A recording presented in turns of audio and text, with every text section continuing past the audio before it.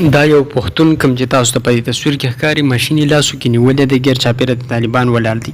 دغه پوسټونه هم د خپل فیسبوک پیج نه کړي دي چې خلکو ورته په لاندې کمنټ کړي دي چې طالبان ښه خلک نه دي. دا کس چې کوم دی د خپل اکاونټ هم په فیسبوک شته دی کوم نه چې دغه اورنګ تنها په نوم دی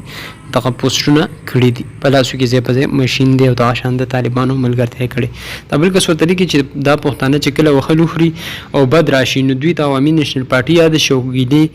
به شروع کړي خو چې کله د مزاحمت وخت یا د الیکشن وخت نو بیا څوک په نیازي پسې منډې وهي او څوک په مذهبیانو پسې روان وي او اوس هم په دې نشنیانو پیتوي لګوي. اوس د نیازي او پزدورمان تاسو تاسو وکړي کنه او ورته وکړي چې خپل حیثیت درته معلوم شي. بیا د باندې خلکو تنقید هم کړی دی په سوشل میډیا باندې ټرند جوړ شوی دی په ټویټر باندې ټرند جوړ شوی د پټان په نوم باندې د سره د بل مشر چې کوم ولاړ دی د هم په کراچۍ کې هوټل کې وال هوړ دي او دوی به د خپل هوټل کار کو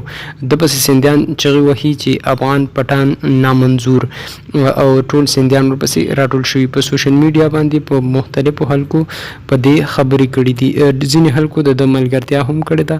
او ویلي دي چې دا پښتنو سره چې کوم ظلم روان دی د دې تپوس پکار دی او ډیرو خلکو پکې د په ضد پوسټونه هم کړي دي.